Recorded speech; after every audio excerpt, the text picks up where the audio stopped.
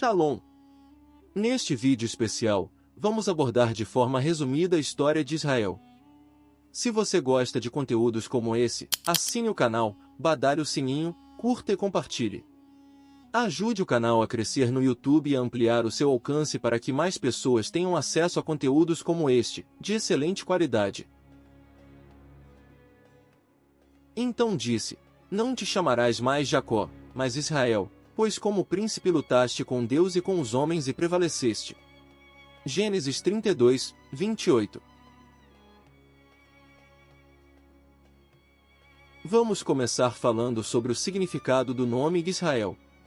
Em primeiro lugar, Israel significa príncipe com Deus e também representa o próprio Messias.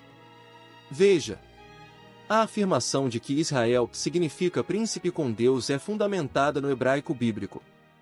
A palavra Israel pode ser composta por duas partes. Isra, que significa lutar ou perseverar, e El, que é uma abreviação de Elohim, uma das formas de se referir a Deus em hebraico. Outra possibilidade é que seja formada pela palavra príncipe, em hebraico Sar, e El. Portanto, Israel pode ser interpretado como aquele que luta com Deus ou príncipe com Deus. Ambas as referências aparecem relacionadas ao patriarca bíblico Jacó, que teve seu nome mudado para Israel após lutar com um anjo.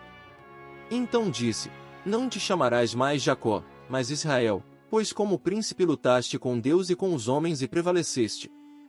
Gênesis 32, 28. Na concepção bíblica, Israel não só representa uma pessoa, no caso Jacó, e o povo escolhido por Deus, ou seja, a nação de Israel, mas também tem uma conexão profunda com o Messias, que é esperado para governar Israel e o mundo como um príncipe com Deus. Assim, a afirmação de que Israel representa o próprio Messias está relacionada às profecias messiânicas encontradas no Antigo Testamento, onde Israel é frequentemente associado à vinda do Messias e ao estabelecimento do reino de Deus na terra. Por exemplo, em Isaías 49, 3, o Messias é chamado de Israel, indicando que ele é o cumprimento das promessas feitas a esse povo. E disse-me: Tu és o meu servo, ó Israel, em quem me gloriarei. Isaías 49, 3. Essa associação entre o Messias e Israel é amplamente reconhecida nas tradições judaica e cristã. Além disso, a palavra Israel também pode ser dividida em duas partes: Yashar, que significa reto ou correto, e El, que representa Deus. Portanto, Israel pode ser interpretado como reto perante Deus ou aquele que é correto diante de Deus. Assim, a interpretação sugere que Israel deve ser um povo reto e justo perante Deus, seguindo os caminhos corretos e obedecendo aos mandamentos divinos para manter uma relação íntegra com o Senhor. Desta maneira, Israel é conceituado como um povo que deve ser correto perante Deus, trazendo alegria ao Senhor, como a noiva ou a esposa de Deus. Israel é concebido como mais do que apenas um conjunto de pessoas, é um povo de adoração. Israel é formado pelos descendentes de Isaque das 12 tribos. No caso, as 2 tribos ao sul e as 10 tribos ao norte, que foram divididas no período de Jeroboão. Existem 2 concepções para a nação de Israel: a dos filhos naturais, descendentes de Isaque, e a dos filhos espirituais, que são considerados filhos da promessa em todas as nações da terra. Isso porque Abraão foi chamado para ser pai de muitas nações, não apenas da nação israelita. Por exemplo, Ruth era de um povo inimigo, mas teve fé no Senhor e foi enxertada no povo de Israel. Ruth foi a bisavó de Davi e está na genealogia do Messias. Mesmo com a divisão das tribos, na concepção do Senhor, Israel é considerado um único povo. A Nova Aliança, o Novo Testamento, menciona a representatividade e a instrução do Senhor para a existência de apenas um só povo. Anteriormente, os gentios estavam separados da comunidade de Israel, sem esperança e sem Deus. Agora, em Cristo, eles foram aproximados do povo de Deus. Leia com calma Romanos capítulo 11. Fases da história de Israel. Abraão e os patriarcas, cerca de 2000 a.C. a 1800 a.C. Abraão é considerado o patriarca fundador, tendo recebido uma chamada divina para deixar Ur dos Caldeus e se estabelecer na terra de Canaã. Os descendentes de Abraão, conhecidos como os patriarcas, incluem Isaque e Jacó. Êxodo e conquista de Canaã, cerca de 1450 a.C. a 1200 a.C. Os descendentes de Jacó, conhecidos como israelitas, foram escravizados no Egito. Moisés liderou o êxodo, a saída do povo do Egito. A liderança de Josué os conduziu à conquista da terra de Canaã. Período dos juízes, cerca de 1200 a.C. a 1020 a.C. Após a conquista de Canaã, a terra foi governada por juízes, líderes locais que emergiam em tempos de crise. Monarquia unida, cerca de 1020 a.C. a 922 a.C. Sob os reinados de Saul, Davi e Salomão, Israel experimentou uma breve unidade. Davi conquistou Jerusalém e Salomão construiu o templo em Jerusalém. Divisão do reino, 922 a.C. Após a morte de Salomão, o reino foi dividido em Israel, norte, e Judá, sul. Exílio do Reino do Norte, 722 a.C. O reino de Israel foi conquistado pelos assírios, e muitos israelitas foram deportados. Exílio do Reino do Sul, 586 a.C. O reino de Judá foi conquistado pelos babilônios, e Jerusalém e o templo foram destruídos. Os judeus foram levados para o exílio na Babilônia. Retorno do exílio, 538 a.C. a 515 a.C. Após a queda da Babilônia para os persas, Ciro, o Grande, permitiu que os judeus retornassem a Judá e reconstruíssem o templo em Jerusalém. Período pós-exílio e período do Segundo Templo, 515 a.C. a 70 d.C. Judá ficou sob a influência de várias potências, incluindo os gregos e os romanos. O Segundo Templo foi construído. Jesus Cristo viveu durante esta fase. Destruição do Segundo Templo, 70 d.C. Os romanos destruíram o Segundo Templo em Jerusalém durante a Revolta Judaica, marcando o início da diáspora. A destruição do Segundo Templo em Jerusalém foi um evento catastrófico na história do povo judeu. Este templo, originalmente construído pelo rei Salomão, foi reconstruído após o retorno dos judeus do exílio babilônico. Tornou-se o centro espiritual e religioso do judaísmo, onde as pessoas se reuniam para adorar a Deus, oferecer sacrifícios e celebrar festivais religiosos. A primeira grande revolta contra o domínio romano se iniciou no ano 66. Também conhecida como Grande Revolta Judaica, a rebelião duraria até o ano 72, quando o general Tito invade a região e destrói Jerusalém e o Segundo Templo. Cerca de 1 milhão de judeus teriam morrido durante os combates, segundo alguns pesquisadores. A região é transformada em província romana e batizada com o nome de Província Judaica. A segunda e última rebelião contra os romanos foi a Revolta de Bar Horba. A revolta foi esmagada pelo imperador Adriano em 135 e os judeus sobreviventes foram feitos escravos e expulsos de sua terra. Na diáspora judaica, muitos judeus foram dispersos por todo o Império Romano e além, o que levou à perda de sua terra, cultura e independência nacional. A destruição do Segundo Templo teve um impacto profundo na religião judaica, levando ao desenvolvimento do judaísmo rabínico, que se concentra mais na sinagoga e na prática da lei religiosa, halahá, em vez de sacrifícios no templo. Este evento também serviu como um catalisador para o desenvolvimento do cristianismo, que se separou do judaísmo e expandiu-se como uma religião independente. Diáspora, anos 70 ao século XIX. Os judeus foram dispersos por várias partes do mundo, mantendo sua identidade e práticas religiosas. Essa dispersão foi resultado das campanhas militares romanas contra a revolta judaica de Bar Horba e a subsequente queda de Jerusalém. Com a destruição do templo, o centro religioso e cultural do judaísmo foi eliminado, levando muitos judeus a se espalharem por diferentes regiões do mundo. Durante os 2000 anos de duração da diáspora, a presença judaica em Jerusalém e seu entorno foi constante, embora diminuta. No mesmo ano de 135, Adriano renomeou a província Judeia para a província Síria-Palestina, um nome grego derivado de Filisteia, em hebraico, Pelexé, terra dos filisteus, como tentativa de humilhar os judeus e desligar a terra de seu passado judaico. Denominando Palestina, Adriano tencionou fazer menção ao pior inimigo do passado de Israel. A Misná e o Talmud Yerushalmi, dois dos textos sagrados judaicos mais importantes, foram escritos na região neste período. Ao longo dos séculos, os judeus mantiveram sua identidade e práticas religiosas, adaptando-se aos diferentes ambientes culturais em que viviam.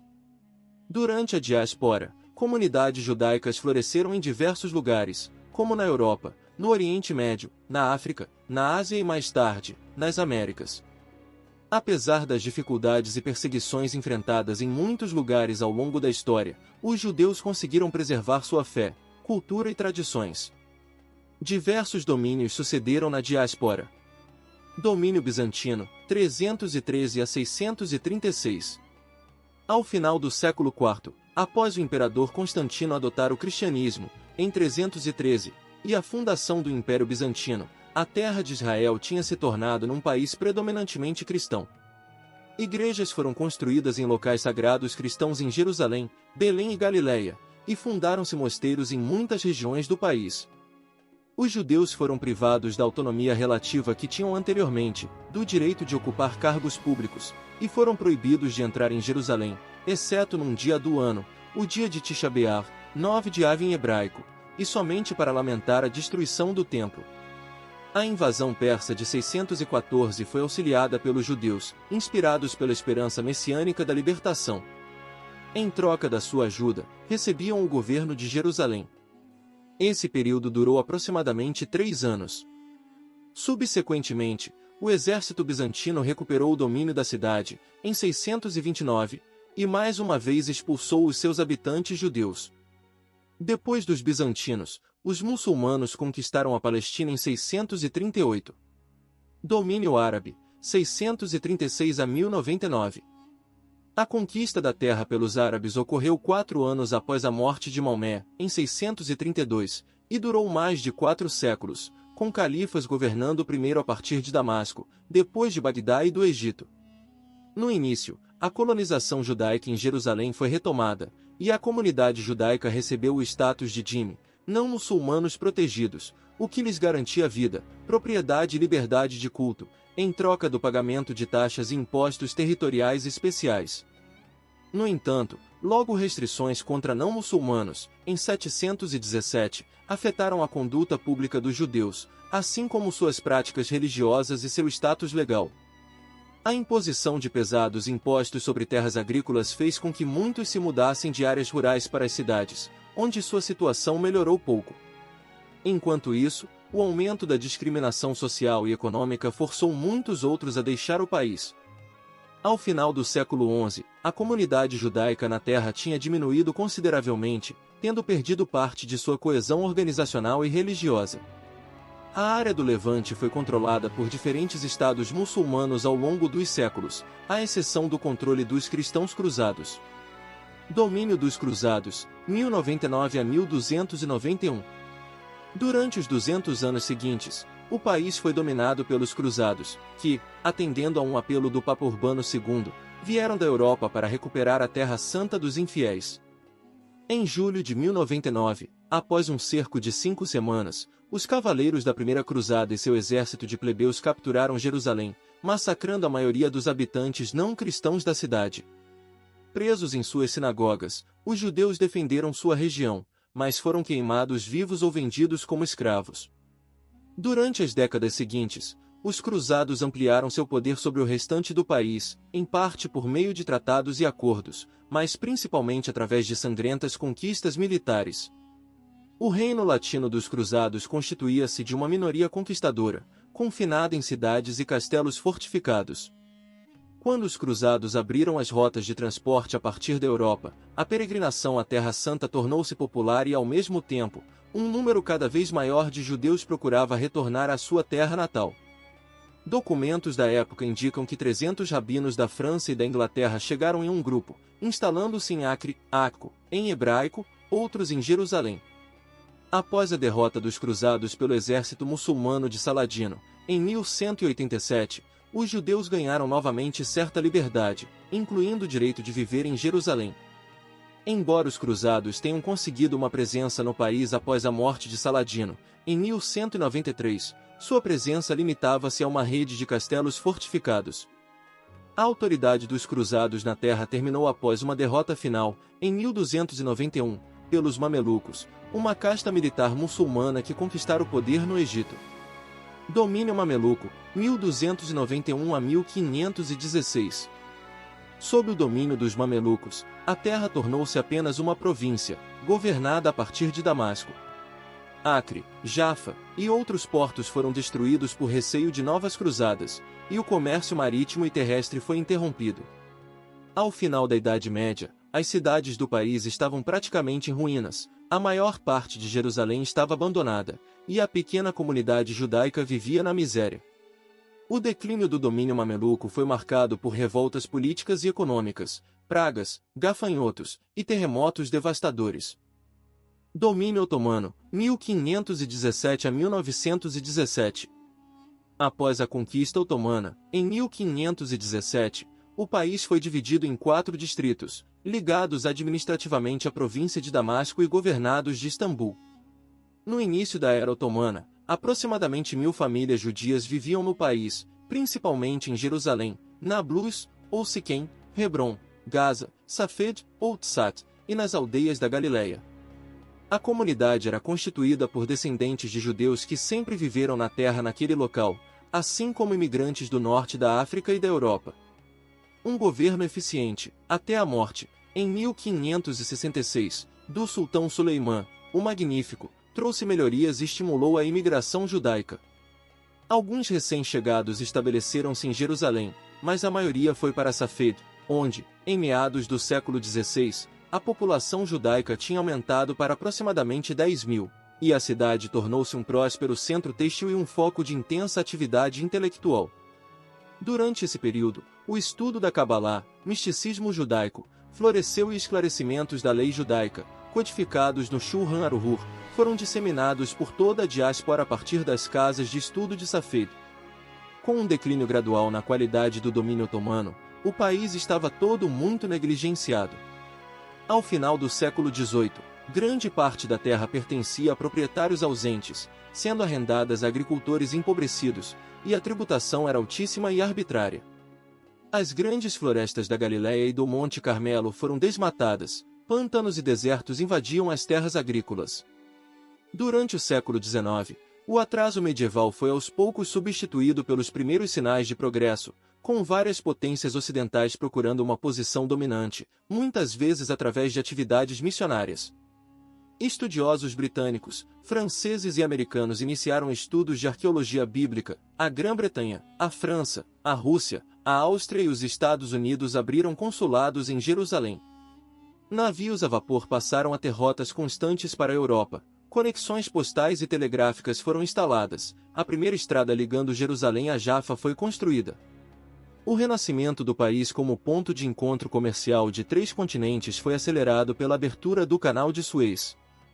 Consequentemente, a situação dos judeus do país foi melhorando, e seu número aumentou substancialmente.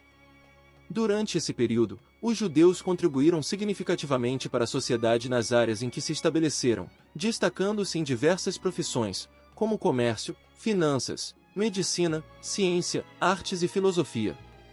Na metade do século, a superpopulação no interior das muralhas de Jerusalém levou os judeus a construírem o primeiro bairro fora das muralhas, em 1860, e nos 25 anos seguintes, adicionaram mais 7, formando o núcleo da nova cidade. Em 1870, Jerusalém tinha uma maioria absoluta judia. Terras para agricultura foram compradas em todo o país, novas comunidades rurais foram estabelecidas, a língua hebraica, há muito restrita à liturgia e à literatura, foi reavivada. Era o estágio ideal para o início do movimento sionista. A diáspora continuou até o século XIX, quando movimentos de emancipação e a busca por direitos iguais começaram a ganhar força em várias partes do mundo. No entanto, a diáspora também foi marcada por episódios de antissemitismo, como expulsões, pogroms, que eram as perseguições a judeus, e restrições aos direitos civis dos judeus em muitos países. No século XX, após séculos de exílio e dispersão, o movimento sionista emergiu após a Segunda Guerra Mundial e o terror nazista, buscando o retorno dos judeus à sua terra ancestral e a criação de um Estado judeu independente, o que eventualmente levou à fundação do Estado de Israel em 1948. No período otomano explodiu a Primeira Guerra Mundial, que foi um conflito global que ocorreu entre 1914 e 1918 e ficou muito conhecido em razão dos combates que aconteciam nas trincheiras. Domínio britânico, 1918 a 1948. Em julho de 1922, a Liga das Nações concedeu à Grã-Bretanha um mandato sobre a Palestina, nome pelo qual o país era então conhecido.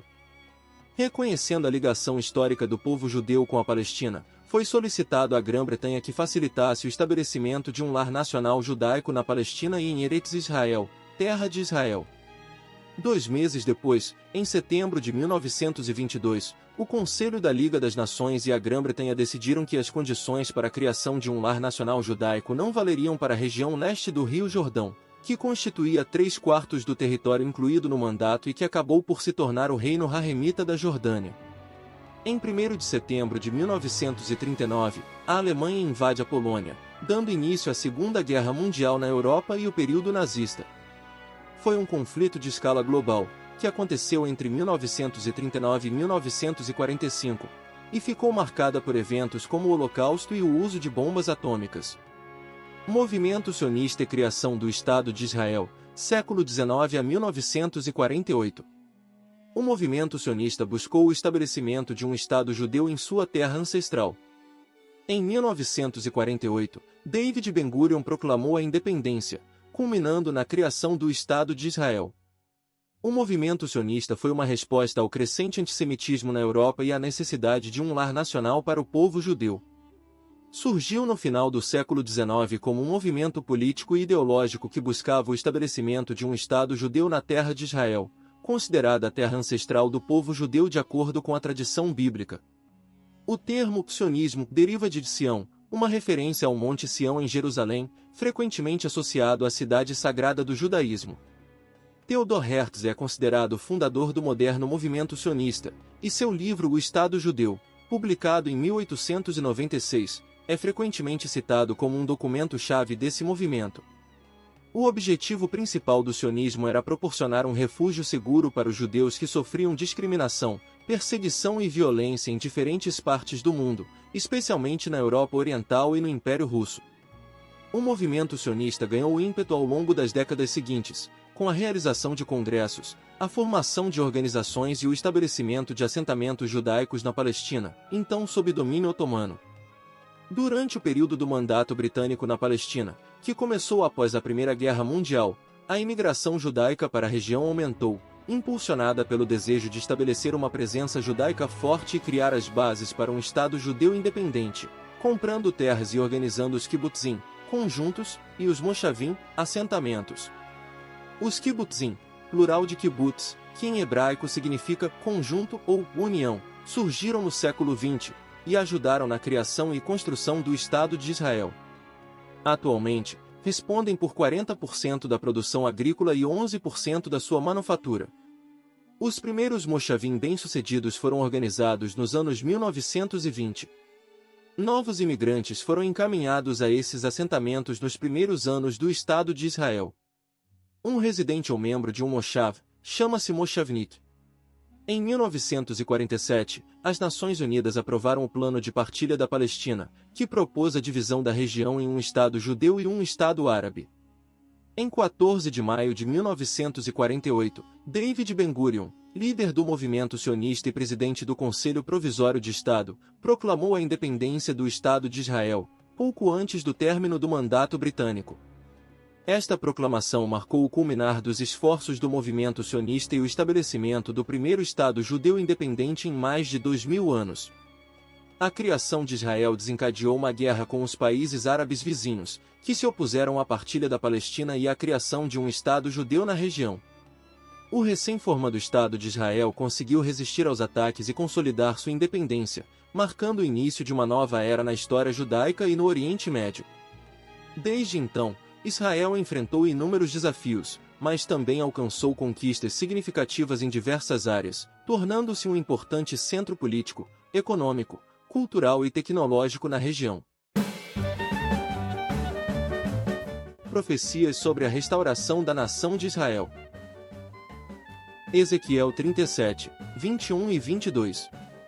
Diz-lhes: assim diz o Senhor Deus, Eis que eu tomarei os filhos de Israel dentre as nações para onde foram, e os congregarei de todos os lados, e os trarei para a sua terra.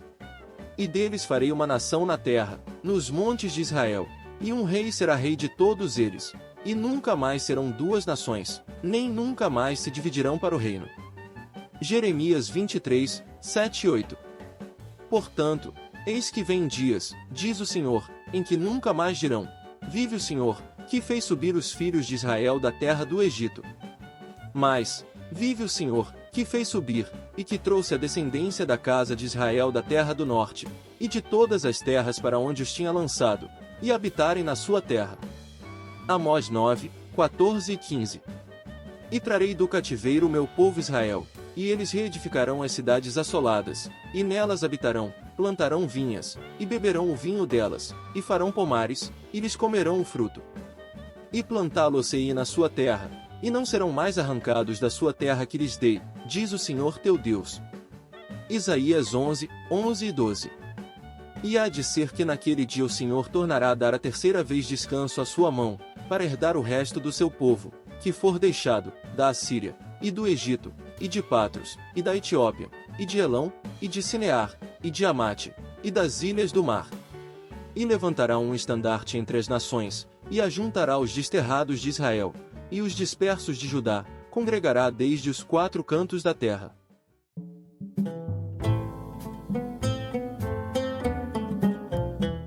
Conflitos palestino-israelenses. Guerra de Independência, 1948 a 1949. Após a declaração de independência de Israel em 1948, os países árabes vizinhos invadiram, contestando a criação do Estado. Israel conseguiu resistir, consolidando sua independência. A Guerra de Independência de Israel, também conhecida como Guerra Árabe-Israelense, foi um conflito armado que ocorreu logo após a declaração de independência de Israel em 14 de maio de 1948. A declaração de independência foi seguida pela invasão de Israel por 5 exércitos árabes: Egito, Síria, Jordânia, Líbano e Iraque, juntamente com a participação de milícias palestinas. Os países árabes vizinhos rejeitaram a partilha proposta pelas Nações Unidas em 1947, que teria dividido o território entre judeus e árabes, e se opuseram firmemente à criação do Estado de Israel. Apesar de estar em desvantagem em termos de população e armamento, o exército israelense, formado principalmente por voluntários de diversos países e grupos paramilitares judaicos, conseguiu resistir às invasões árabes. Israel enfrentou batalhas em várias frentes, lutando contra exércitos regulares e milícias locais, mas conseguiu consolidar sua independência e até mesmo expandir suas fronteiras além das linhas estabelecidas pela Partilha das Nações Unidas. Durante a Guerra de Independência, ocorreram diversos eventos que se constituíram intervenções divinas em favor de Israel. Por exemplo, em 20 de maio de 1948, durante a Batalha de Latrum, uma unidade de Israel foi atacada por um comboio egípcio superior em número e armamento. O comboio ficou paralisado devido a uma explosão que fez com que os soldados egípcios abandonassem seus veículos, permitindo que os israelenses capturassem tanques e suprimentos vitais. Outro evento frequentemente citado como um milagre ocorreu na Batalha de Jerusalém, onde uma divisão árabe superior em número e armamento foi repelida por uma força muito menor de defensores judeus. Crise de Suez, 1956. Israel, juntamente com o Reino Unido e a França, interveio militarmente no Sinai após a nacionalização do Canal de Suez pelo Egito. Pressões internacionais levaram à retirada dessas forças. A Crise de Suez, também conhecida como Crise do Canal de Suez, ocorreu em 1956 e foi desencadeada pela nacionalização do Canal de Suez pelo presidente egípcio Gamal Abdel Nasser, em 26 de julho daquele ano. A nacionalização do canal, anteriormente controlado pela Companhia Universal do Canal Marítimo de Suez, uma empresa franco-britânica, levou à indignação do Reino Unido e da França, que temiam perder o acesso vital ao canal e também estavam preocupados com as crescentes influências nacionalistas de Nasser no Oriente Médio.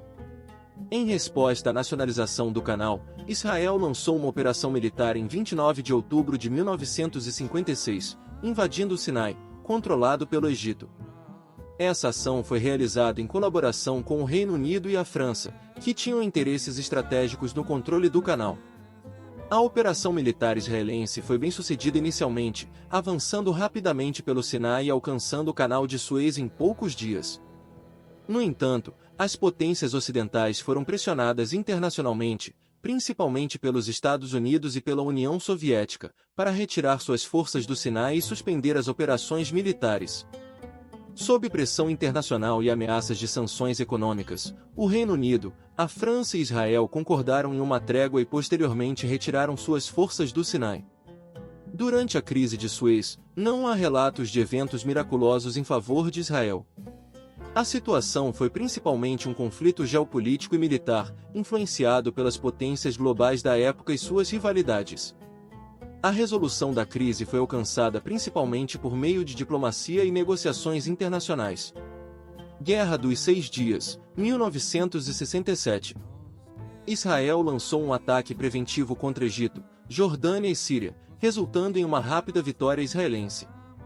Israel ocupou a península do Sinai, a faixa de Gaza, a Cisjordânia e as colinas de Golã. A Guerra dos Seis Dias, ocorrida em junho de 1967, foi um conflito de curta duração entre Israel e seus vizinhos árabes. O estopim para o conflito foi a escalada de tensões na região, incluindo o bloqueio do Estreito de Tirã, por parte do Egito, que impediu o acesso de Israel ao Mar Vermelho, e a mobilização de tropas árabes na fronteira israelense. Percebendo uma ameaça iminente, Israel lançou um ataque preventivo em 5 de junho de 1967, visando destruir as forças aéreas egípcia, jordaniana e síria em um único golpe. O ataque aéreo israelense foi um sucesso surpreendente, destruindo grande parte das forças aéreas dos países árabes em poucas horas. O conflito se desenrolou rapidamente, com Israel ganhando terreno significativo em todas as frentes. Em apenas 6 dias de combates intensos, Israel ocupou a península do Sinai, controlada pelo Egito, a faixa de Gaza, administrada pelo Egito na época, a Cisjordânia, controlada pela Jordânia, e as colinas de Golã, que estavam sob controle sírio. A rápida vitória de Israel na Guerra dos Seis Dias é amplamente considerada um feito militar extraordinário. A desproporção das forças em campo e a eficiência da estratégia israelense levaram a uma vitória decisiva em um período de tempo excepcionalmente curto. Alguns relatos sugerem que Israel experimentou uma série de eventos que pareciam desafiar as probabilidades durante a Guerra dos Seis Dias. Isso incluiu a proteção inesperada de instalações militares importantes, como bases aéreas e depósitos de munição, contra ataques árabes, bem como a sobrevivência de unidades israelenses em situações que pareciam desesperadoras. Muitos israelenses e observadores viram esses acontecimentos como evidências da intervenção divina em favor de Israel durante a guerra. Guerra do Yom Kippur, 1973. Egito e Síria lançaram um ataque surpresa em um dia santo judaico. Embora as forças árabes tenham feito avanços iniciais, Israel eventualmente repeliu o ataque e manteve suas posições. A Guerra do Yom Kippur, também conhecida como Guerra do Dia do Perdão, ocorreu em outubro de 1973. O ataque começou no dia 6 de outubro, no Yom Kippur, o dia da expiação, um dos dias mais sagrados do calendário judaico, quando muitos israelenses estavam observando o jejum e a oração. As forças egípcias e sírias lançaram ataques coordenados contra Israel, com o Egito atacando na península do Sinai e a Síria atacando nas colinas de Golã. As forças árabes conseguiram fazer avanços iniciais significativos, surpreendendo as defesas israelenses e recuperando territórios perdidos durante a Guerra dos Seis Dias. No entanto, apesar dos avanços iniciais das forças árabes, Israel conseguiu mobilizar suas tropas e lançar uma contraofensiva eficaz. Com uma mobilização maciça e apoio logístico dos Estados Unidos, Israel conseguiu repelir o avanço egípcio no Sinai e lançar uma contraofensiva bem-sucedida contra as forças sírias nas colinas de Golã. A Guerra do Yom Kippur foi um conflito amargo e custoso para ambas as partes, mas Israel conseguiu manter suas posições e evitar uma derrota total. A guerra também levou a um aumento das negociações de paz entre Israel e seus vizinhos árabes, eventualmente resultando em acordos de paz entre Israel e o Egito em 1979, e com a Jordânia em 1994. Muitos israelenses relataram incidentes que consideravam intervenções divinas ou milagrosas que os ajudaram durante o conflito. Alguns desses relatos incluem: proteção de tanques. Houve relatos de tanques israelenses sendo atingidos por mísseis antitanque árabes, mas milagrosamente não explodindo ou causando danos significativos aos tripulantes. Isso era uma intervenção divina que os protegia do perigo. Inteligência militar. Israel recebeu informações de inteligência antes do início da guerra, indicando que um ataque árabe era iminente, o que permitiu que eles se preparassem para a ofensiva. Essa capacidade de obter informações precisas foi um milagre, pois deu a Israel uma vantagem crucial no início do conflito. Abastecimento de armas. Durante a guerra, Israel enfrentou dificuldades no fornecimento de armas e munições devido ao embargo de muitos países ocidentais. No entanto, relatos indicam que Israel conseguiu adquirir armamentos de forma inesperada e rápida de várias fontes, o que alguns viram como uma intervenção divina para garantir que tivessem os recursos necessários para lutar efetivamente. Resistência e determinação. Apesar das desvantagens iniciais e dos ataques surpresa do Egito e da Síria, Israel conseguiu se recuperar e lançar uma contraofensiva que eventualmente repeliu os invasores e manteve suas posições. Essa capacidade de resistir e superar as adversidades foi um milagre e um sinal da proteção divina sobre seu país. Invasão do Líbano, 1982. Israel invadiu o Líbano em resposta a ataques da OLP, Organização para a Libertação da Palestina, e tentativas de acabar com a influência da OLP na região. A invasão do Líbano em 1982 foi uma operação militar conduzida por Israel em resposta aos ataques da Organização para a Libertação da Palestina, OLP, e às tentativas de acabar com sua influência na região.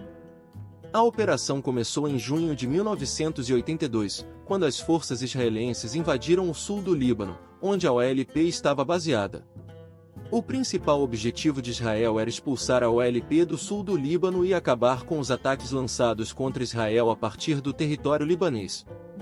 Além disso, Israel buscava estabelecer uma zona de segurança ao longo da fronteira entre Israel e o Líbano para evitar futuros ataques. A operação militar israelense, conhecida como Operação Paz para a Galileia, resultou em combates intensos entre as forças israelenses e as milícias palestinas e libanesas. Durante o conflito, Israel também enfrentou o Exército Nacional do Líbano e forças sírias, que intervieram para apoiar a OLP. Apesar das críticas internacionais e das crescentes baixas civis, Israel continuou com sua operação militar, avançando para Beirute, a capital libanesa.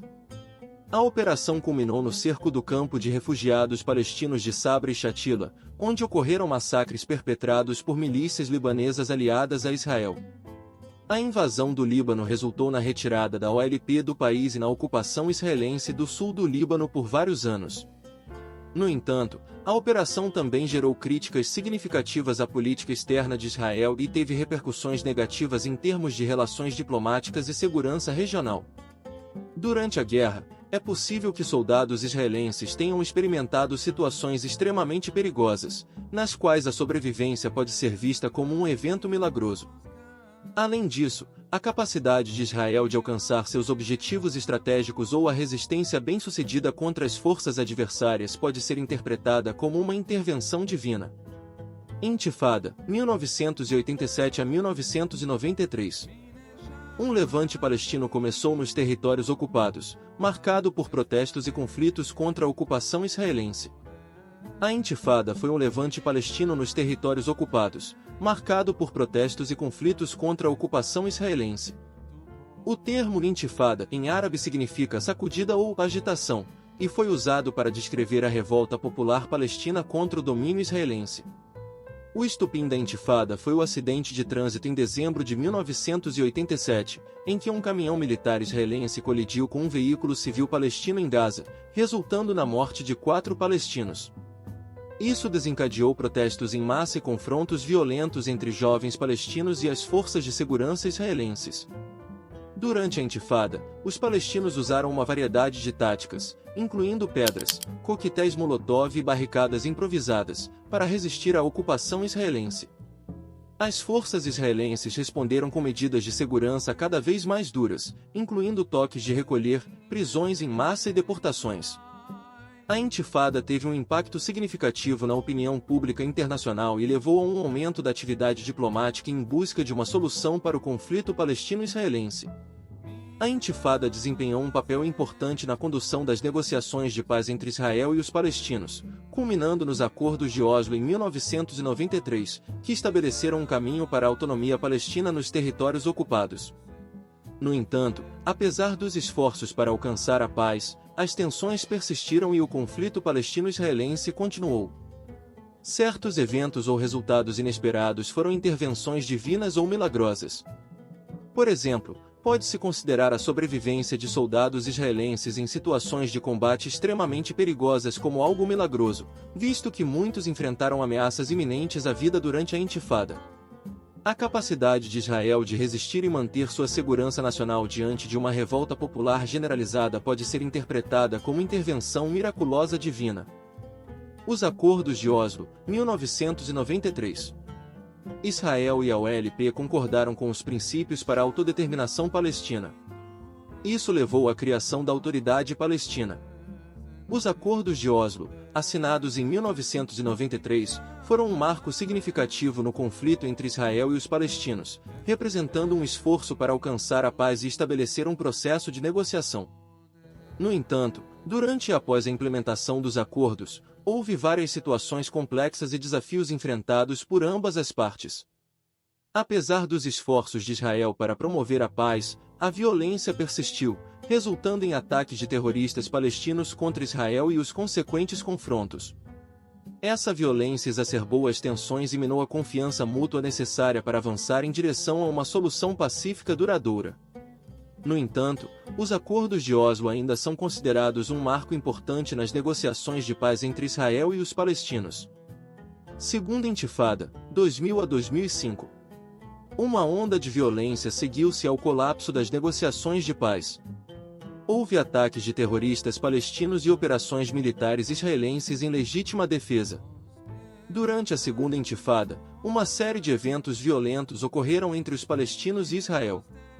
A onda de violência se seguiu ao colapso das negociações de paz e foi caracterizada por ataques terroristas palestinos e operações militares israelenses. Durante esse período tumultuado, não há relatos específicos de milagres documentados, mas é importante reconhecer que, apesar dos desafios enfrentados pelas comunidades envolvidas, muitas histórias de esperança, coragem e sobrevivência emergiram desse período difícil. A Segunda Intifada deixou uma marca duradoura no conflito palestino-israelense, demonstrando a necessidade contínua de buscar uma solução pacífica e duradoura para a região. Guerra do Líbano, 2006. Israel respondeu aos ataques do Hezbollah no sul do Líbano. O conflito resultou em danos significativos, mas não houve uma resolução clara. Durante a Guerra do Líbano, Israel teve de se defender dos ataques do grupo terrorista Hezbollah no sul do Líbano. Os confrontos resultaram em danos substanciais para ambas as partes envolvidas, incluindo perdas humanas, danos materiais e deslocamento de populações. Para Israel, a ameaça representada pelos foguetes lançados pelo Hezbollah a partir do Líbano, atingindo cidades e comunidades civis israelenses ao longo da fronteira norte, criou uma situação de urgência e preocupação constante para a segurança nacional. Apesar dos esforços das Forças de Defesa de Israel, IDF, para conter os ataques terroristas e neutralizar as capacidades militares do Hezbollah, o conflito não resultou em uma resolução clara ou duradoura. A guerra destacou as profundas divisões étnicas, políticas e religiosas na região, bem como a complexidade do conflito no Oriente Médio. Não há relatos específicos de milagres documentados durante este período. Operação Chumbo Fundido, 2008 a 2009. Em resposta aos ataques de foguetes de Gaza, Israel lançou uma operação militar visando o Hamas. Hamas é uma organização considerada um grupo terrorista por diversos países e organizações internacionais, incluindo os Estados Unidos, a União Europeia e Israel. Eles são conhecidos por realizar ataques contra civis israelenses, incluindo bombardeios, sequestros, estupros, tortura, assassinatos de civis e lançamentos de foguetes a partir da faixa de Gaza. O Hamas também é responsável por incitar a violência e promover ações contra o Estado de Israel. A Operação Chumbo Fundido foi uma ação militar conduzida por Israel entre dezembro de 2008 e janeiro de 2009 na faixa de Gaza. Foi uma resposta aos ataques de foguetes lançados pelo grupo terrorista islâmico Hamas contra o sul de Israel. A operação visava diminuir a capacidade militar do Hamas e acabar com os lançamentos de foguetes contra o território israelense. Durante a operação, as Forças de Defesa de Israel, IDF, realizaram uma série de ataques aéreos e terrestres contra alvos militares do Hamas, incluindo locais de lançamento de foguetes, depósitos de armas, instalações militares e túneis de contrabando nos subterrâneos de hospitais e bairros civis. As tropas israelenses também buscaram minar a infraestrutura do Hamas e seus sistemas de comando e controle, minimizando ao máximo as baixas dos civis palestinos. A operação resultou em um número significativo de mortes e feridos, tanto entre os terroristas do Hamas quanto, infelizmente, entre os civis palestinos. Houve críticas internacionais à escalada da violência e ao impacto sobre os civis na faixa de Gaza, mas Israel tem todo o direito de se defender dos ataques terroristas dos quais é vítima. Apesar da intensidade da operação, o Hamas continuou a lançar foguetes contra Israel, escalando ainda mais o conflito. O cessar-fogo foi declarado em 18 de janeiro de 2009, após 3 semanas de combates intensos. A Operação Chumbo Fundido não resolveu os problemas subjacentes do conflito palestino-israelense. Não há relatos específicos de milagres documentados, no entanto, certos eventos ou circunstâncias durante o conflito podem ser considerados intervenções divinas. Por exemplo, a precisão dos ataques militares israelenses, que visavam alvos militares específicos enquanto tentavam minimizar as baixas dos civis palestinos usados pelo Hamas como escudos humanos, foi um ato de orientação divina. Além disso, o fato de Israel ter conseguido destruir uma parte significativa da infraestrutura do Hamas e diminuir a capacidade de lançamento de foguetes do grupo, foram uma resposta às preces de proteção da população israelense. Conflito em Gaza, 2012. Novos confrontos entre Israel e grupos terroristas em Gaza. Durante o conflito em Gaza em 2012, o contexto foi de grande tensão e hostilidade entre Israel e grupos terroristas em Gaza, principalmente o Hamas. Os confrontos resultaram em uma série de ataques aéreos e lançamentos de foguetes por parte do Hamas contra Israel, visando áreas civis. Em resposta, Israel realizou uma operação militar para neutralizar as capacidades militares do Hamas e proteger seus cidadãos. Durante os intensos combates, várias cidades israelenses foram alvejadas por foguetes, causando pânico e danos materiais significativos. No entanto, as Forças de Defesa de Israel, IDF, conseguiram interceptar muitos desses foguetes com seu sistema de defesa antimísseis, conhecido como Iron Dome, minimizando o impacto sobre a população civil. Esse sucesso na defesa contra os ataques do Hamas são considerados uma intervenção divina, fornecendo proteção aos cidadãos israelenses em meio ao conflito. Além disso, o fato de Israel ter sido capaz de atingir alvos estratégicos do Hamas e desmantelar infraestruturas terroristas sem sofrer um número significativo de baixas militares também são um sinal de orientação divina e força militar. Conflito em Gaza, 2014. Outro episódio de violência entre Hamas e Israel em Gaza, resultando em grande destruição e perdas de vidas. O conflito em Gaza em 2014, também conhecido como Operação Margem Protetora, foi um período de intensos confrontos armados entre grupos terroristas palestinos e Israel, principalmente o Hamas, que controla a faixa de Gaza. O conflito teve início em julho de 2014, após uma escalada de tensões resultante do sequestro e assassinato de 3 adolescentes israelenses na Cisjordânia e do subsequente assassinato de um adolescente palestino por extremistas judeus. Esses eventos desencadearam uma série de confrontos entre terroristas palestinos e forças de segurança israelenses, culminando em um intenso bombardeio israelense sobre a faixa de Gaza. Durante o conflito, o Hamas lançou milhares de foguetes e morteiros em direção a Israel, visando principalmente áreas civis e grandes cidades, como Tel Aviv e Jerusalém. Israel, por sua vez, respondeu com ataques aéreos e terrestres contra alvos militares em Gaza, bem como com a mobilização de tropas na fronteira entre Israel e Gaza.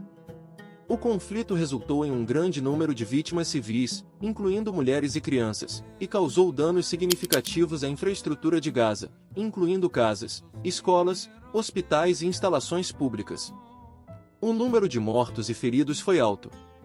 Durante o conflito, houve relatos de incidentes terríveis, como o uso de escudos humanos pelo grupo terrorista Hamas. O conflito chegou ao fim em agosto de 2014, com um cessar-fogo mediado pelo Egito e outros mediadores internacionais.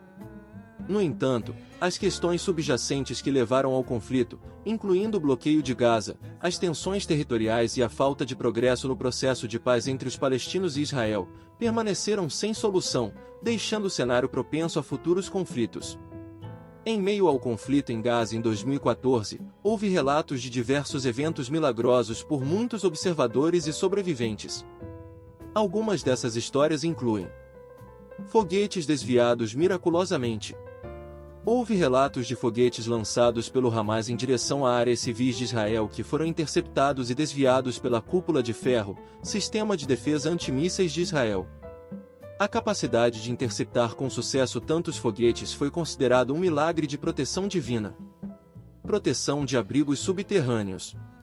Muitas famílias em Israel contaram histórias de sobrevivência graças aos abrigos subterrâneos construídos para proteger a população civil durante os ataques de foguetes.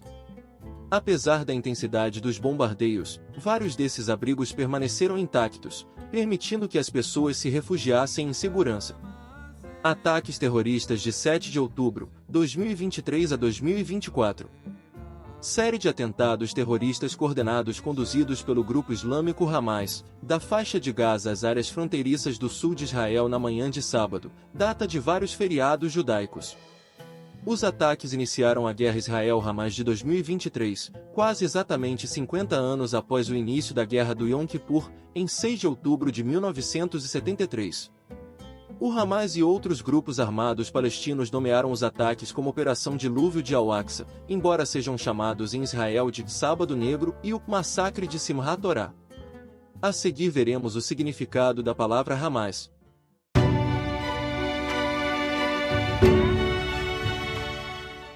O significado do termo Hamas. Hamas é considerado um grupo terrorista por diversos países e organizações internacionais, incluindo os Estados Unidos, a União Europeia e Israel.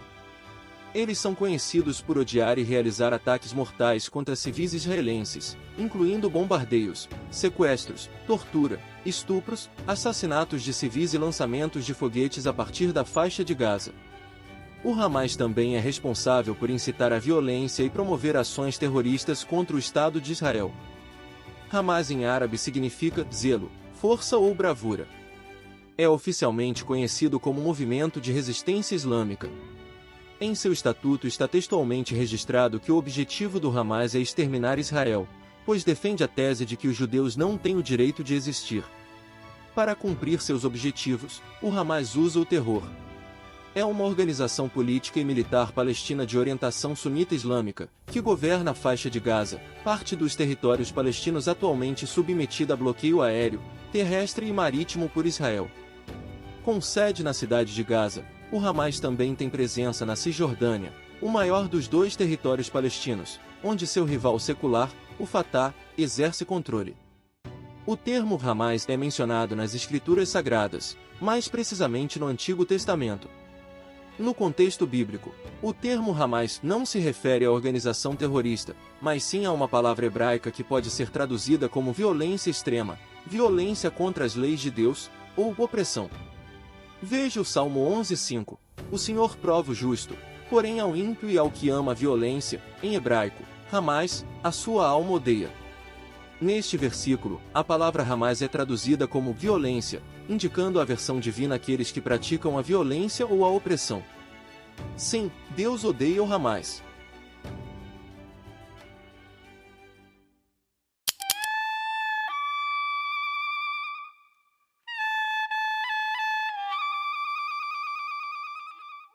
Espero que você tenha gostado deste vídeo.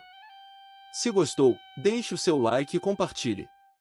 Ajude-me a chegar mais longe nesta plataforma, mostrando a verdade sobre a história de Israel ao máximo de pessoas possível. Que Deus abençoe os seus estudos. Paz e bênção sobre a sua preciosa vida.